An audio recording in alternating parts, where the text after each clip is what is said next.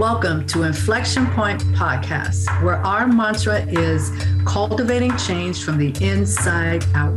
Join your hosts, Anita Russell, Mavis Bauman, and Gail Hunter, as we create a brave space for conversations about racism, personal transformation, and accountability.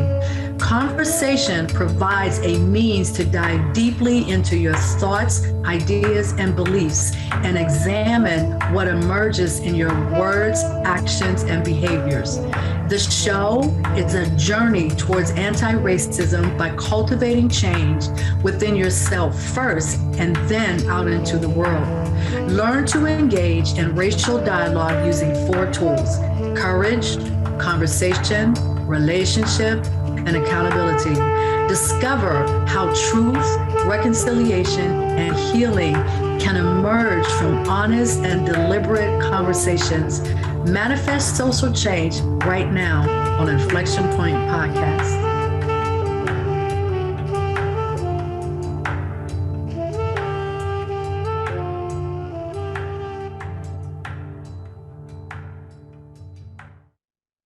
Well, hello, and thank you for joining us for yet another episode of Inflection Point Podcast. I'm your host, Anita Russell, and here's a quick hello from my counterparts, Mavis and Gail. Hi, everybody. I'm Mavis Bauman. Hi, I'm Gail Hunter, and welcome. Yeah, so again, if you have been following us, you know that we have some really interesting discussions, interesting topics, historical information, and all of that. And today is no different. So we're actually focusing on something that has been in the news quite a bit lately, but it's also something that has a very deep and extensive historical context. So we're going to talk from that perspective initially. And the general topic is the plight of Black farmers in the United States. And so as I was putting the information together, and usually when we do this, we, come up with a topic and we go out and find resources that help us to tell the story. So for us, it's always about telling the story, right? And so one of the videos that I watched, it was a gentleman by the name of John Boyd, and he is the president of the National Black Farmers Association. And he made a really interesting statement in a video that I had watched, and we're going to talk about that video a little bit later. But he talked about the footprint of slavery, sharecropping, and peonage. And so peonage is probably a term that most people are not exactly familiar with, right?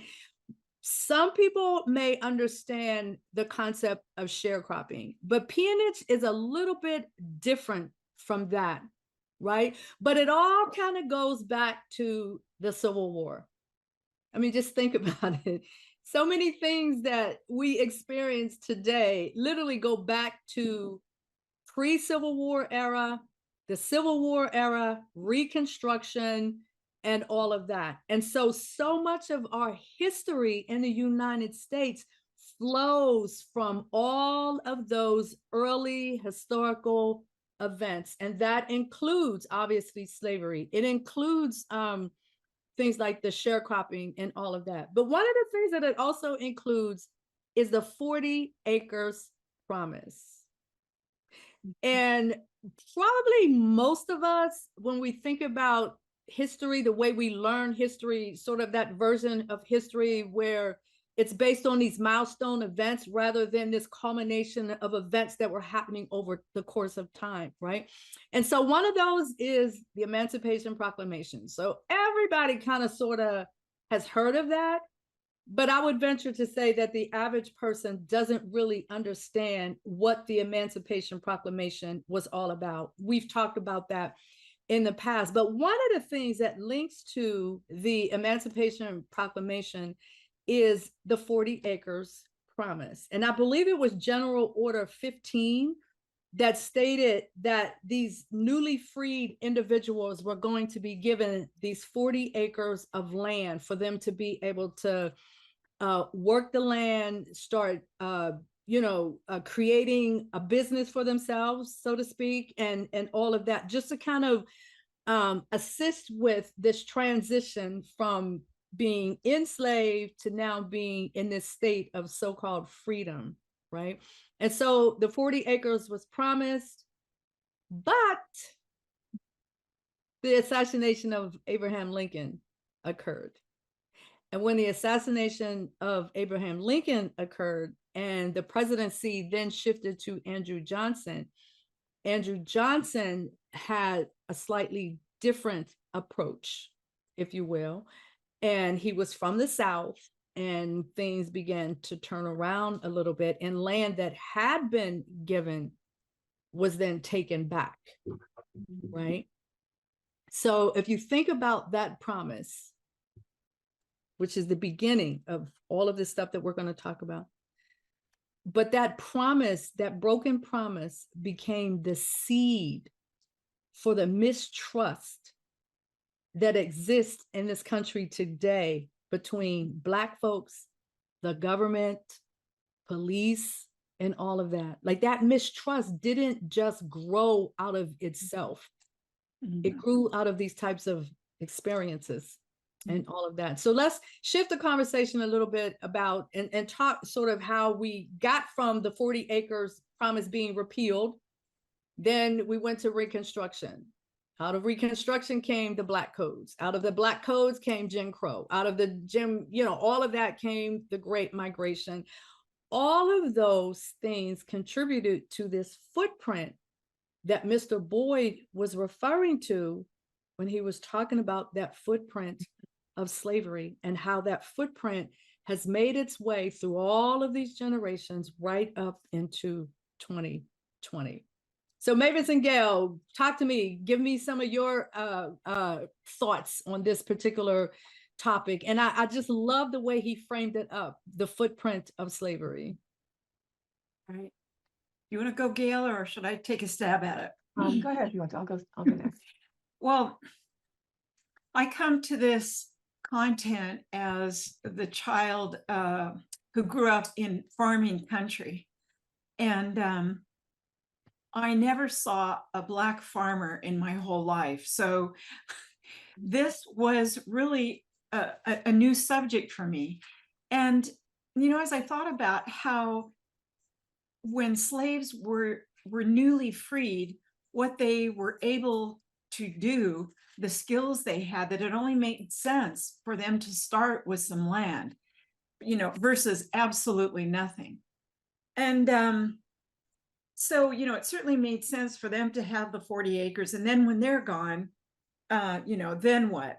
Well, like you were mentioning, Anita, the Great Migration, focusing on my part of the country, Nebraska, Iowa, Colorado, I did see that part of the Great Migration was the meat packing industry that pulled people up into that area. But also, there was the Homestead Act of 1862, which was available to newly freed slaves. They had to promise, anyone who got, one of the homesteads had to promise to develop it, to build a house within a certain period of time. And if they didn't, they were charged a fee. So I would love to look into that more in terms of what Black people were able to do under those circumstances. Did they hold them out of the Homestead Act because they didn't have the small starter fee? I'm not sure, but like I say, I never saw a Black farmer in, west of the Mississippi for sure. And my former in-laws were, on both sides, were homesteaders. So they both families did get 160 acres and farmed them to this day. And there is that generational wealth that is able to be passed down then. Yeah, so I'm going to stop with that there. I want to add some more later.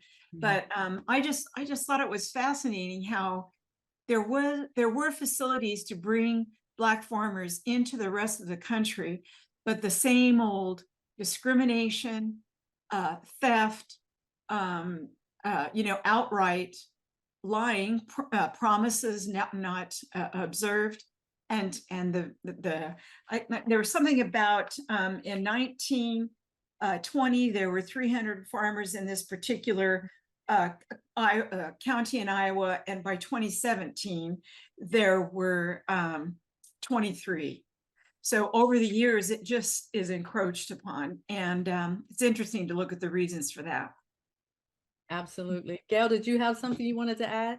Yeah, I mean, just reading more about this, it doesn't surprise me because it fits right into what we have learned and what we've talked about as far as how not just people that were white and from the South still held on to the beliefs of white supremacy, but the government was behind it also and participated in this to give land and then take it back, to tax, to fine somebody for certain things that were never fined for somebody that was white, and then to accrue that debt caused people that were Black to never ever be able to truly be free and truly own what they were supposedly given or what they had. So the whole system was set up to fail anyone who's Black. The whole system was. And it continued on throughout those years, those decades, and even up until white people were the government too. Right. You know, it's right. You kind of tend to want to separate the government as a, you know, free operating organization, but it's us. We voted people in, and yeah, they were, I'm sure, pretty much white at that time too. Well, even after they were given the ability to be in Congress and so forth, it didn't take very long for the Black people that were to stop being there. Yes, exactly. So because of the reality of that racism and prejudice and manipulation. Fear of Black people being successful. Exactly. And it showed up. It Right. showed up in Black codes. Oh, Mhm. So definitely. now all of this Right. policing of our behavior, monitoring what we're doing, what we're Right. allowed to do, what we're not allowed to do, and all of that, it was built into the legal system. Mhm. It It was. was built into the legal system. Black people can't do Right. this. You can't do that. And when you think about the whole thing with peonage, so I'm actually going to explain that for people who may not really know what it is. I just learned it like last week myself. So, but basically, and it ties into Black codes. So coming out of Reconstruction, now our behavior is policed and codified into laws, right? Governing what we can and cannot do.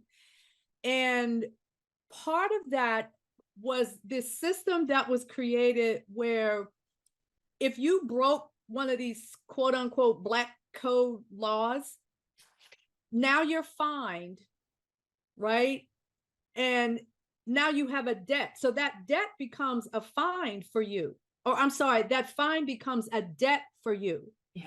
And so now enter this white person who decides to pay that debt on your behalf, but now you're beholden to the individual who paid that debt on your behalf. So now you're in a system where you're right back kind of where you started from, because now this person owes you because you owe him this debt. And now the way that you work, that you pay off that debt is by continuing to be enslaved.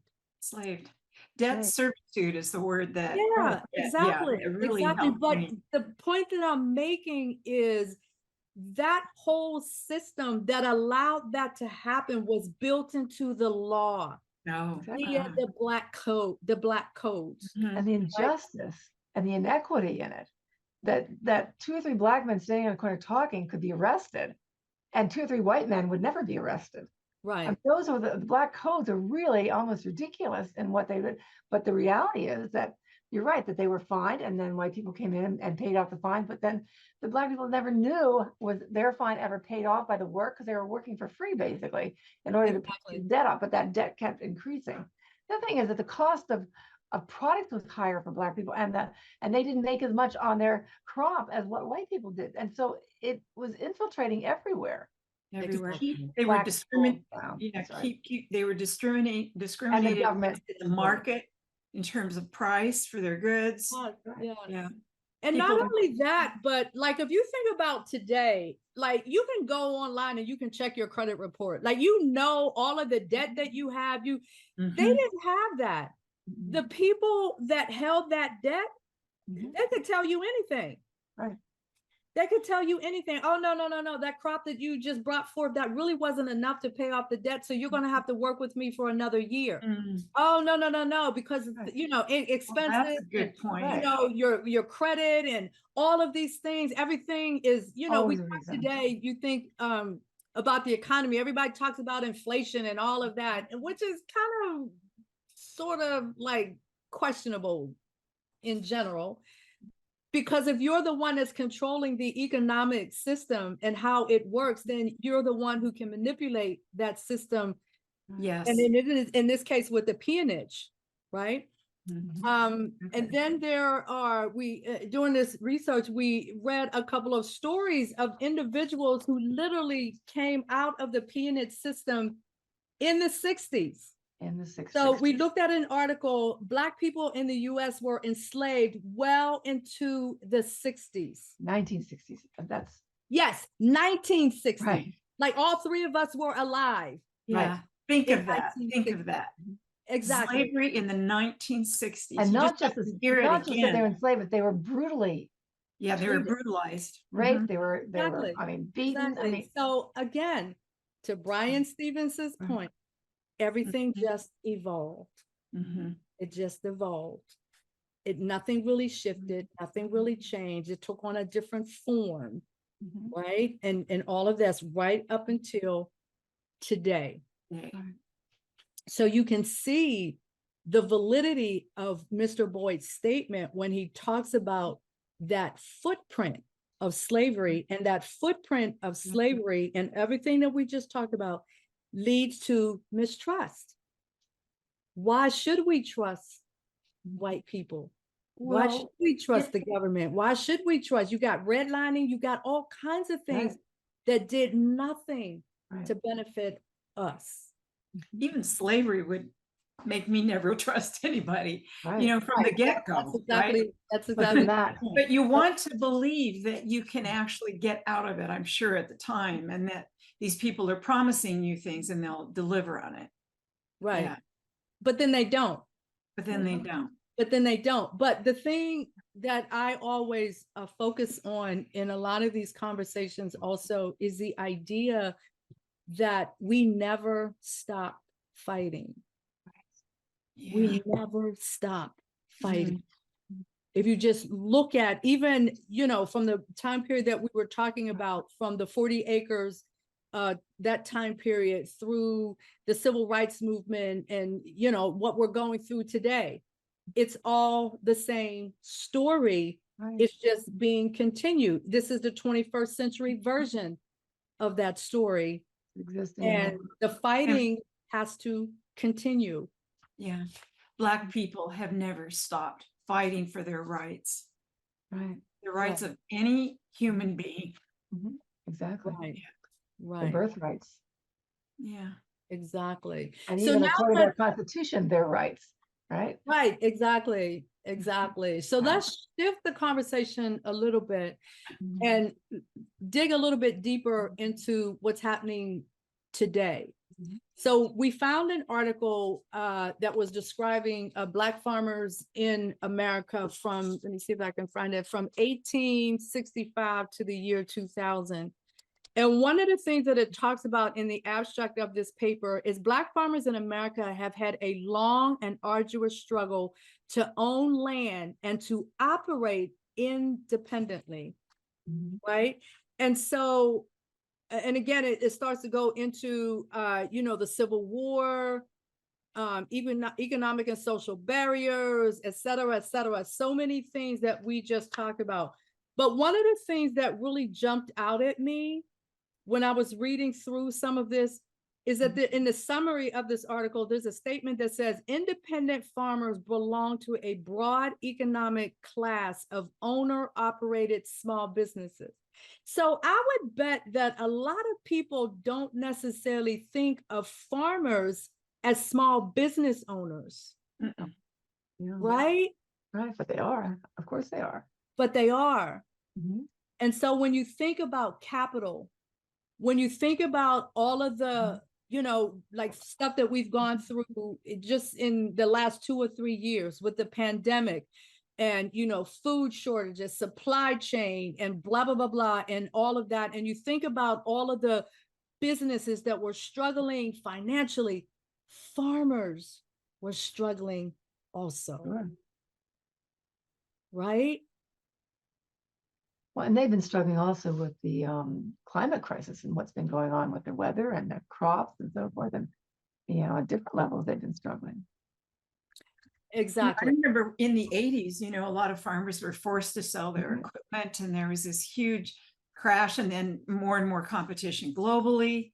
I can't imagine how Black farmers survived at all.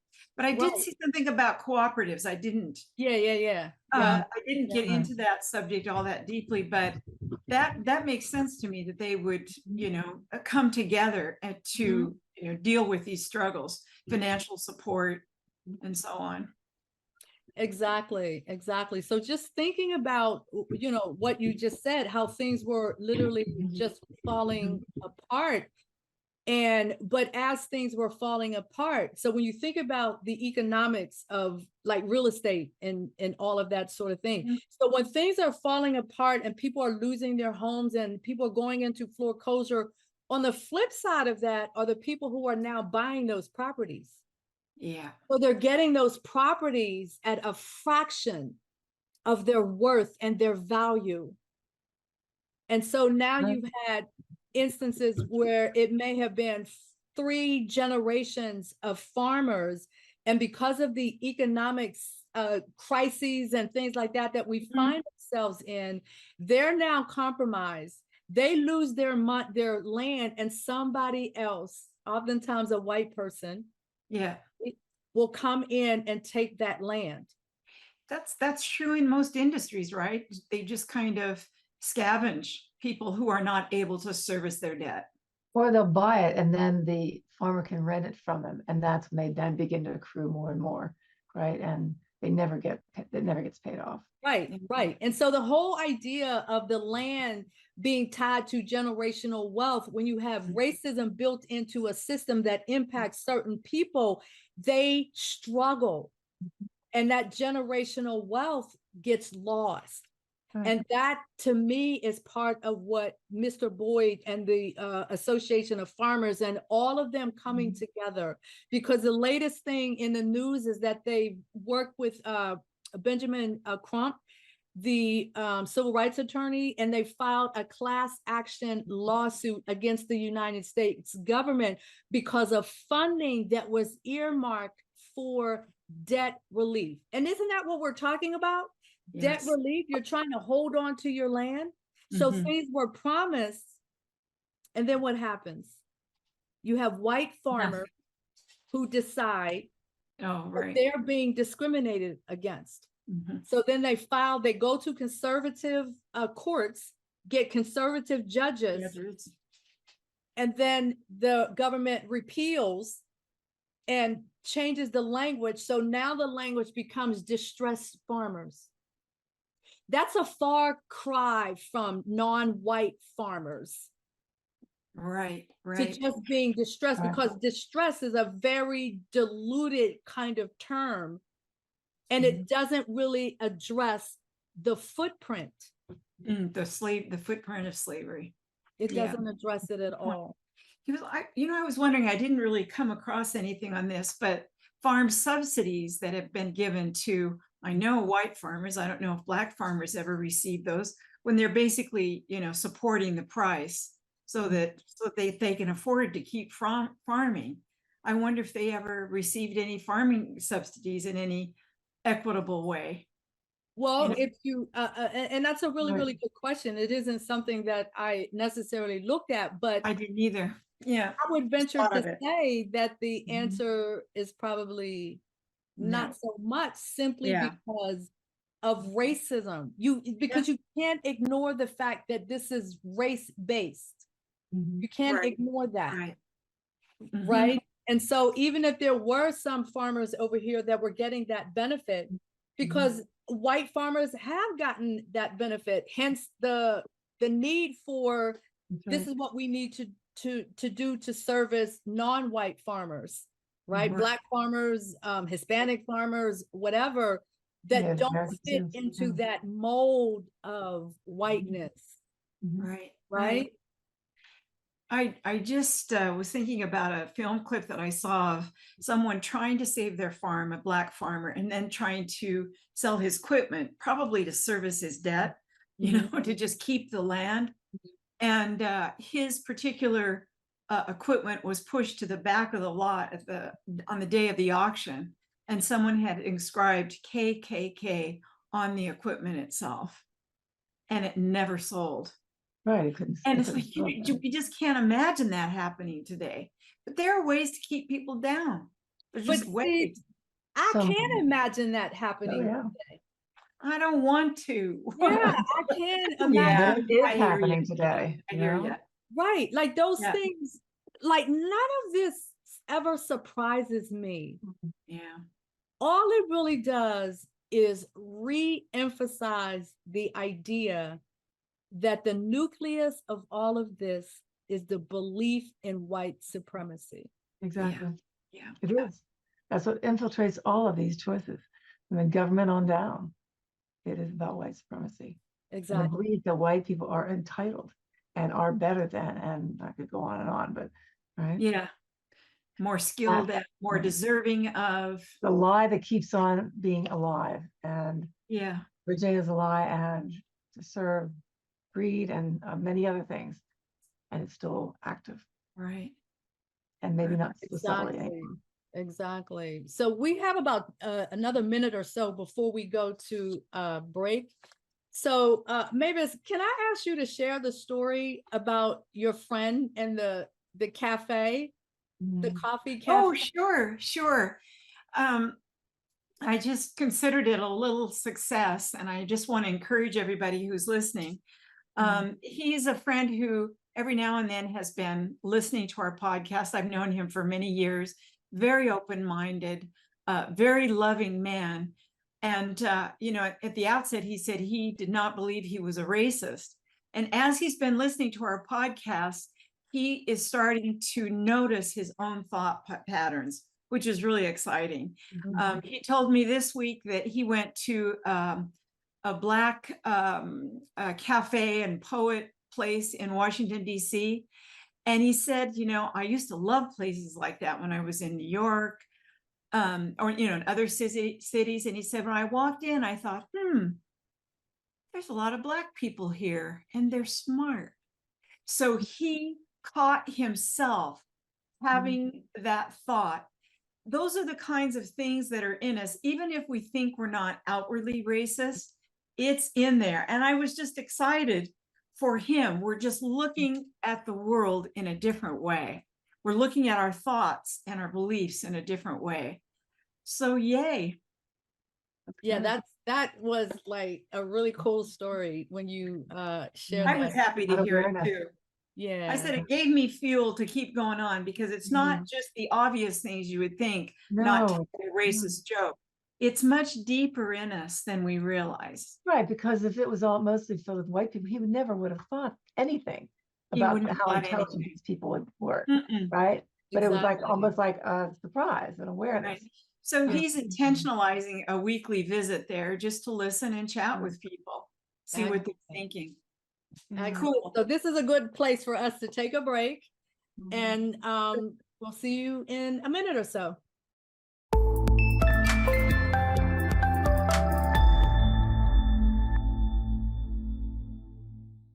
So welcome back. You are listening to Inflection Point podcast on Transformation Talk Radio. And our topic for this evening is the plight of Black farmers in the United States. And we've been talking extensively about the footprint of slavery, sharecropping, and peonage. So I'm going to shift the conversation a little bit, and I'm going to pass the baton over to Mavis, because Mavis is going to share a little bit more information about her upbringing in Nebraska And she has a really, really good story to tell that is going to kind of bring all of this together, if you will. Great. Thanks, Anita. Mavis. Thanks. Yeah, this really does hit home. Most of my parents' extended family were farmers. My nuclear family was not, but I just feel very tied to the land still myself. I think we both came across things, Anita, that said that land is power. And I remember thinking that I was growing up, if you had land, you always had some place to be and some way that you could, something that you could cultivate and earn money. So in my research, I really focused, I started in Nebraska, and then I saw articles about the Midwest, and a particular story about Iowa came up that I thought was pretty fascinating. It is about the Steppe family in Fayette County, Iowa. They had been farming a piece of land for more than 120 years, growing watermelons. And it was a very profitable business. Mr. Steppe was an African-American. I believe his wife was white. They launched watermelon days, and it was celebrated for years. It was part of the culture. And in the writer says that, the white farmers and the black farmers just kind of left each other alone, and they all did their own thing. It was a peaceful operation.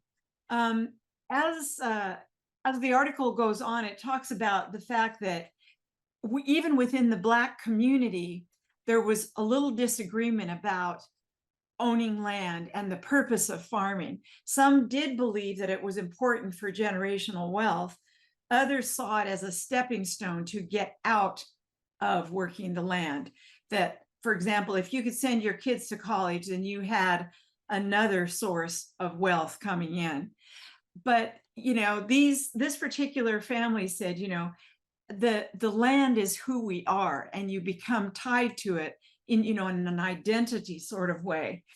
But as the years go on, the couple has 3 children that are very light-skinned and begin to identify themselves as white. And before long, the Black owner of the property passes away, and he's not even allowed to be buried in the white cemetery that's nearby. The kids, research this a little bit, and like I say, they identify as white, and so the whole, if you can imagine then that the whole sense of Black ownership of this piece of land was just vaporized in a way. It just ceased to exist. All that remains now, because the children sold the land to a white owner, is this little Black cemetery of people who had worked the land for over 120 years. And, we just thought it was interesting that that there would be a desire not to identify, as even partially Black, the people that did the work, that hung on to this land, I would imagine, with their fingernails, through all of these periods of, like you say, Black codes and, disappointment on debt, inability to get loans, and so on. They must have worked really hard to do that. And the grandfather, the Black man, said to his grandson, just put about $1,000 in, then you'll always have this piece of land. And the kid has no idea, how to get $1,000. But what the grandfather, I think, was trying to tell him, it will be worth just keeping the land. Yeah. So in the end, it's gone. And there are very few Black farmers in that area. In 1900, there were 300, and then in 1970, it went to 175. And in 2017, there were no Black farmers in this particular county. And that's so sad when you, it's sad, but at the same time, it's like it's understandable. Yeah. Right. Because when you think about the level of brutality, violence, inhumane treatment. When you think about that, which was put upon the people who were enslaved, I can see with the Great Migration why so many people were fleeing the South, simply because it was violent and brutal. Right. Yeah. It was violent and brutal. And I so thought a good Sorry. portion of the people, and not only that, but there were also people that were leaving, leaving, like, I need to go find my family. Oh, Like they're true. seeking right, because There's they've been that piece of separated. it as Right. well.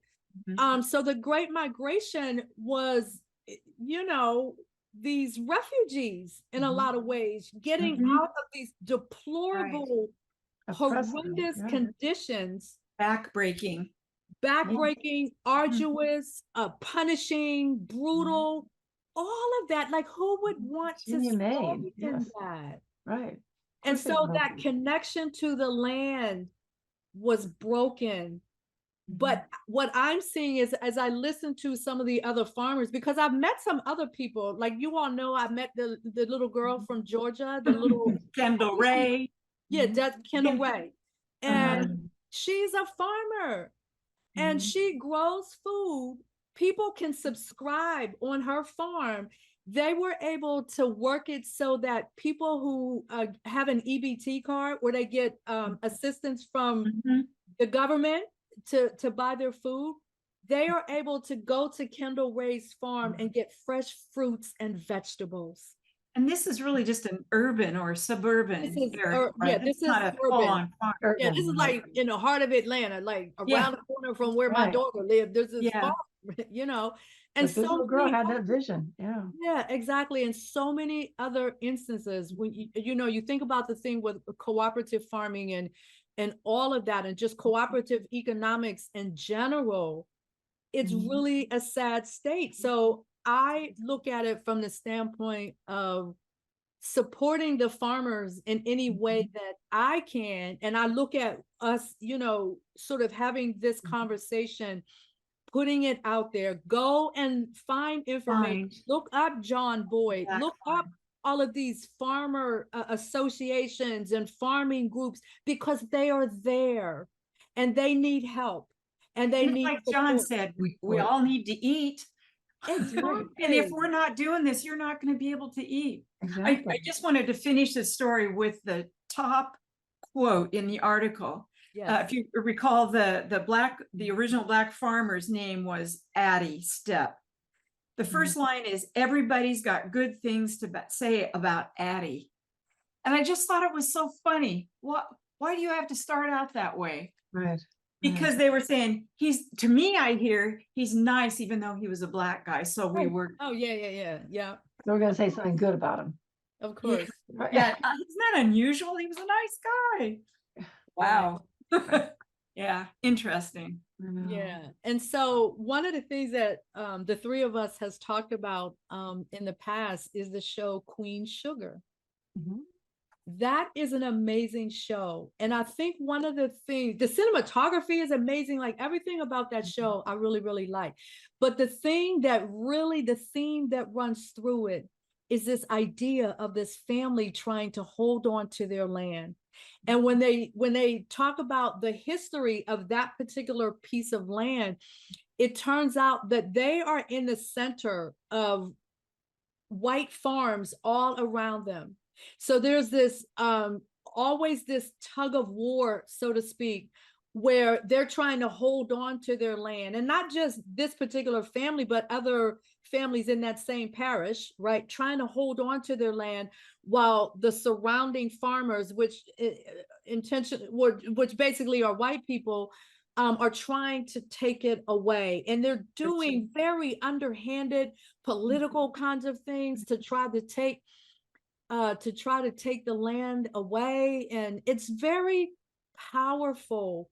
Yeah. It's a very powerful way to get sort of modern creative view on the stuff that we've been talking about with the issues with Black farmers. And the other thing that is really interesting is that their primary enemy, if you will, the primary food or farming business that's trying to take their land away, when you look at their history, the Black families' history, they were owned by these particular individuals.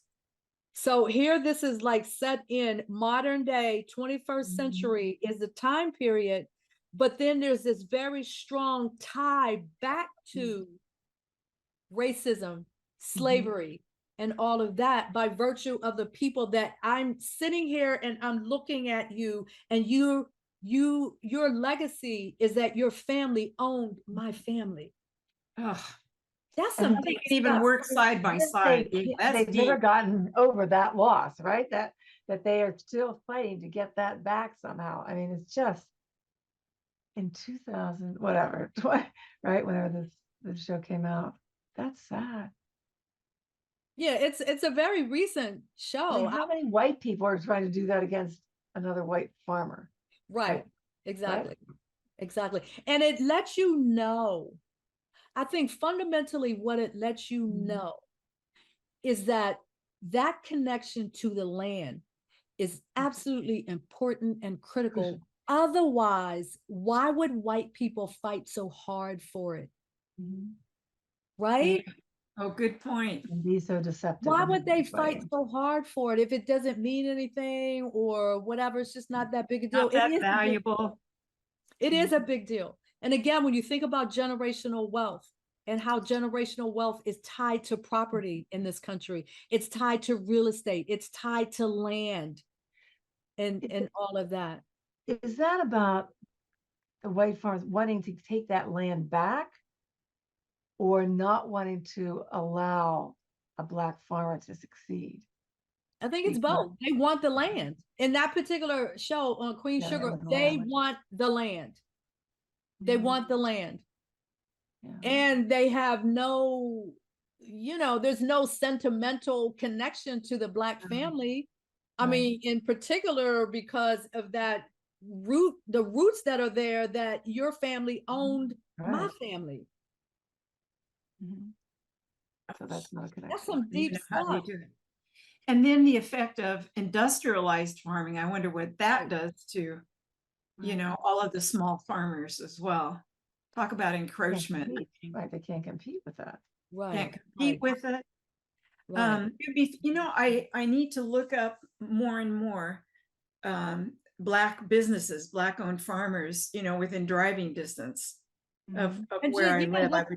Yep, co-ops and things Right. like that. Like there's a woman that on the Dr. Edna B. McKenzie branch of Asala here in Pittsburgh. We did an episode when I was talking about the little girl in Georgia. We also had a woman who is an urban farmer out of Rochester, New York, that was also on that show. And she's actually one of the people that I'm trying to kind of connect with her so that she can come in and talk about her experience directly with some of this stuff that we're talking about. And so a lot of it is also educating young people. So, I heard somebody say recently that you'd be surprised that the average young person in today's society cannot tell you where a French fry comes from. Yeah, exactly. Or ketchup. Right.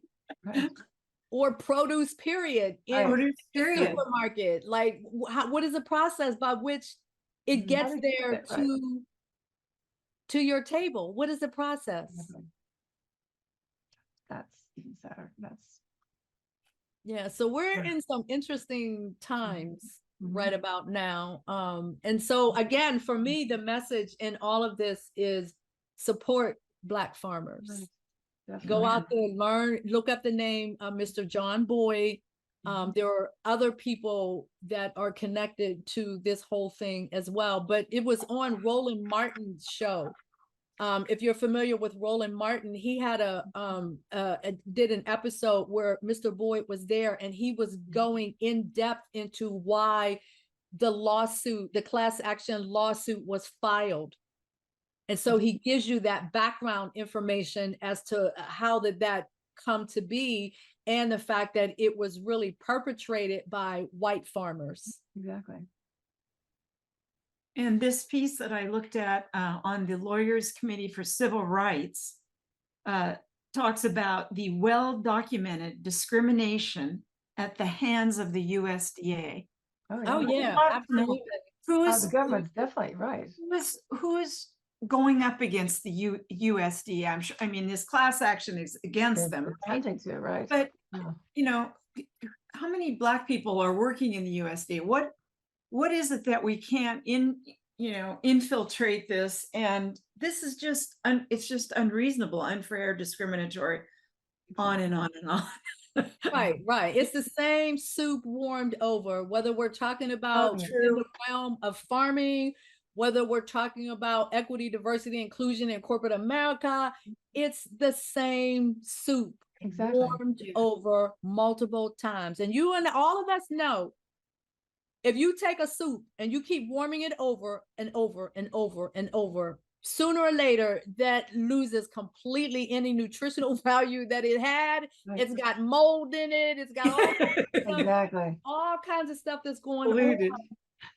And that's where we are, kind of in that kind of place right now. And people trying to hold on to that belief system, while that very belief system is what is making the country fall apart. Exactly. Think about it. It's that belief system. Right. It's based in the loss of integrity and truth and consciousness. And of course it's going to fall apart. It's causing it. There's a quote from Dorian Spence in this, the article I just mentioned, Lawyers Committee for Civil Rights, that says, through systemic racism in lending, Black farmers, once the backbone of our agricultural system, are having their livelihoods wiped out without promised relief. Yes. There it is. The whole thing in one sentence. Right there. It's right there. And then there's another quote. This was actually a quote from Benjamin Crump, the civil rights attorney. Right. Instead, it was 40 acres and a mule all over again, referring to the lawsuit or the killing of the, the 40 acres was repealed. Now the debt relief is repealed. And this is a function of the government. Right. So he says, instead, it was 40 acres and a mule all over again, 150 years later, broken promises that doomed generations of Black farmers to become sharecroppers and rob Black families of billions in intergenerational wealth. That's what we're looking at. That's right. That's what we're looking at. And yet the perception of laziness persists, Of course. Black people have never stopped fighting, but the label is laziness. Never been released and let go of. Right. When it needs to. It's time. It's overtime, beyond time. Oh, yeah. Goodness. I can't imagine. When I think about those types of things, the labels and all of that, again, it kind of gets back to something that Mavis alluded to earlier when you were telling the story about your friend at the coffee shop, right? You have to get to the point where you begin to realize that it is your thoughts, your ideas, and your beliefs that are in this whole entire pot of soup that I was talking, that we keep coming over. Yes, that's right. You are a part of that, whether you want to acknowledge it, whether you want to own it, whether you want to be, take that step and hold yourself accountable for that. You own a part of all of this. And because if you silently accept white supremacy, then you are in fact continuing this has become propagating. You're propagating. Yes, you are not innocent, if you will. Everybody in this country plays a role and how all of Everybody. this stuff is playing out, Every- because it's all about what are you bringing into the conversation? What are your thoughts, your ideas, your beliefs, and what is Mhm. emerging in your words, your actions, and your behaviors? What that gentleman Right. experienced was him going through this critical self-reflection, Right. And Yes. awareness. learning, but Yes. in learning from Mhm. it. And willing to Learning step from in it. and continue learning from it, right? If he's planning to continue going back. And you're right, that's what we all can do. We each can have a part in changing this paradigm It by looking just within takes, ourselves. yeah, it just takes a teeny bit of willingness to and look at awareness. it, Mhm. you know, because I just continuously hear a door slamming with even the subject of racism Mhm. instead of, am I involved in some way? Right. Are And my that's thoughts that's participating not a in hard somehow? thing to do. You know, Mhm. how might I be participating? Are my beliefs and my thoughts participating? Okay, yeah. Uh-huh. Yeah, Exactly. and then we start seeing, like I saw a few months ago, I might not have noticed that first sentence in that article. Right. Oh, Addie was a nice guy. Nobody had a problem with him. Right. But you can You hear just it now. start noticing how Right. racism is dressed up in another way. Right. Well, and how it still can live within each of us, right? Yes. That we may not be conscious of, but the more we are curious about that, and the more we Yeah. are not Curious. judgment, but observation of Mhm. just our own beliefs and thoughts. Yeah, we have the ability to curiosity is step the in to key set for sure. change Mhm. and be a change agent. Yeah. Mhm. And that is the crux of the work that I do with the Place to Soar, and when I developed the activism through coaching model, because the coaching model in general is really about people looking at themselves. That's the first step in the process. You Yeah. have to be willing to look at yourself. Mhm. And if Right. you're not willing to do that, and you're not willing to really look at the role that you're playing in perpetuating this problem, that's what I was trying to say earlier, the role that you're playing in perpetuating this problem, Mhm. then you're just a perpetrator of the problem. Right. You're not a part of the solution. Because you have to be willing to look at yourself. Mhm. Change, even as a therapist, somebody coming in for therapy, you have to be willing to look in that mirror and look within yourself, or change is never going to happen, whatever Mm. that is you want to work on. And we all have to participate in this change. And this Thank God there's you out there giving therapy, Gail. Yeah, exactly. Okay, so we have like 1 minute left. We have to So what go. I'd like you to do is call out your website so people can go and see the other parts of what you all do with your respective nonprofits and all of that. Just real quick, we literally got like 45 seconds.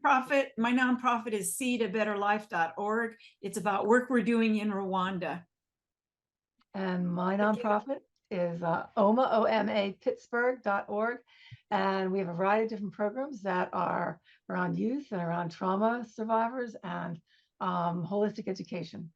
So please check it out. Excellent. Excellent. And of course, you can always go visit the Place to Soar to find out a lot or a little bit, depending on what you're looking for, about the work that I do as a personal transformation expert.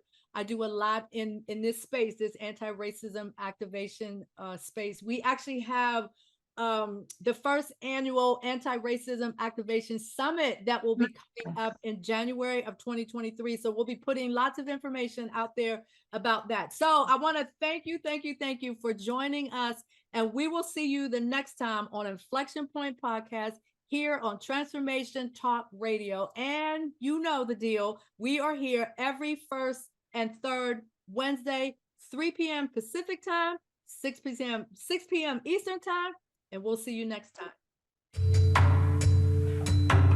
Thank you for listening to Inflection Point Podcast, where our mantra is cultivating change from the inside out.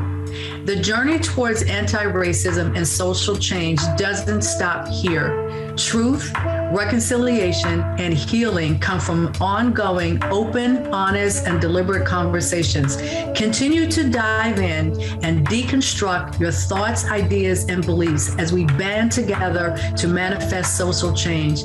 Tune in to Inflection Point Podcast every first and third Wednesday at 3 p.m. Pacific, 6 p.m. Eastern, here on TransformationTalkRadio.com for more conversations about how we can cultivate change from the inside out.